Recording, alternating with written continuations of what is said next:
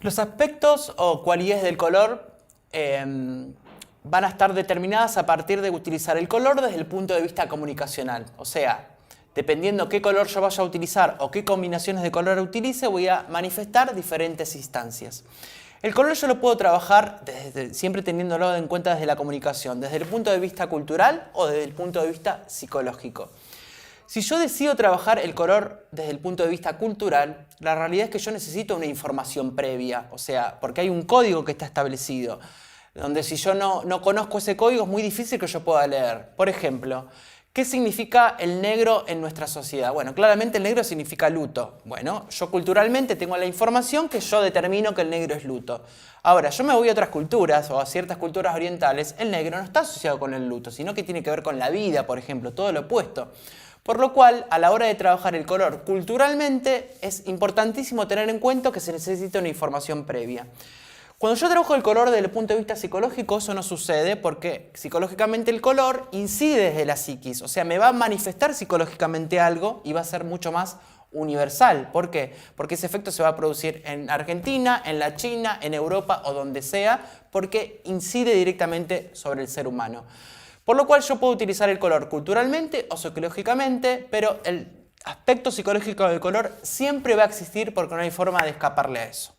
Para pensar las instancias comunicativas del color desde el punto de vista psicológico, a mí me sirve de alguna forma poder organizarlo por paletas para poder estudiarlos y para poder describirlos.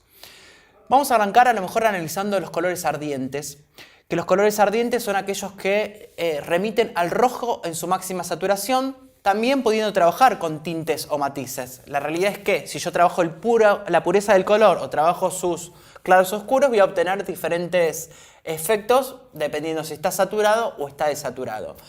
El rojo es un color absolutamente movilizante, podríamos decir que es un color agresivo y podríamos decir que es un color invasivo.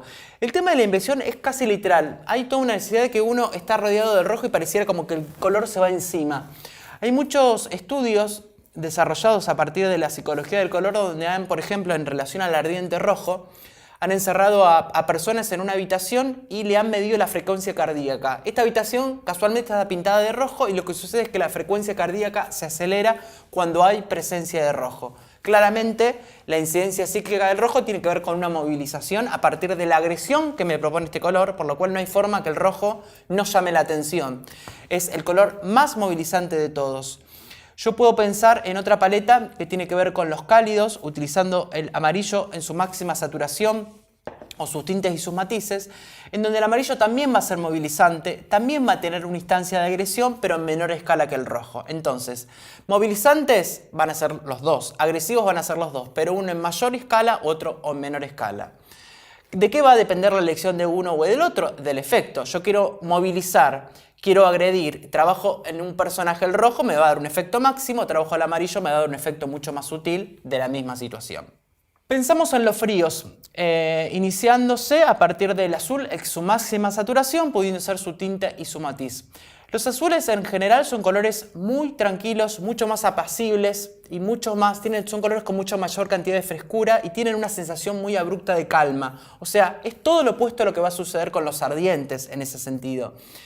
Si pensáramos que el color tiene volumen, podríamos decir que el azul tiene la capacidad de retraerse, de ir hacia atrás. De hecho, si yo pongo un rojo al lado de un azul, lo más probable es que el rojo salga hacia adelante y el azul se venga hacia atrás. Por lo cual hay un principio volumétrico en cuanto al color. ¿Por qué? Porque uno invade y el otro se retrae. Porque uno es agresivo y el otro es calmo. Con los frescos, como es el caso del verde, sucede algo similar a los fríos, pero en menor escala. Es un poco este ejemplo que hablamos al principio entre el rojo y el amarillo. Bueno, esta regla de alguna forma se va a dar entre los azules y los verdes, entre los fríos y los frescos. O sea, voy a poder potenciar una sensación de calma más abrupta con la utilización de los fríos, los azules, o de menor sensación de calma, menos abrupta, menos obvia, más sutil, a partir de la utilización de los frescos, utilizando el padre como verde. Bueno, y siguiendo analizando estos aspectos, estas paletas de colores para determinar el efecto psicológico, vamos a pensar en los colores claros. Los colores claros son los que llamamos pasteles, que es el blanco con una pizca de color. La realidad es que la aparición o la combinación de colores claros a mí siempre me va a dar una sensación de apertura y liberación, de apertura de espacio, porque los colores claros tienen esa capacidad.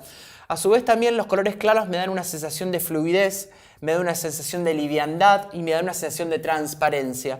Todo lo opuesto ocurre con los colores oscuros, que son el color con negro, ¿sí? En general los colores oscuros, primero y principal, digamos, tienen la capacidad de disminuir, de achicar, y a su vez tienen mucho peso visual a partir de la estructura, ¿sí? O sea, si podríamos decir que los claros son colores liberadores, que tienen mucho movimiento, que son volátiles, los oscuros es todo lo opuesto. Los oscuros son colores estructurados, con mucho peso visual.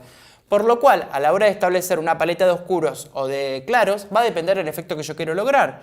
Si yo quiero establecer un personaje volátil, un personaje fluido, bueno, esa incidencia del color me la van a dar los claros. Ahora, todo lo contrario. Yo quiero establecer el diseño de un personaje desde el color a partir de una cuestión de estructuración, de quietud, de peso hacia la tierra. Bueno, los colores oscuros me va a dar una incidencia de esa situación o de esa necesidad.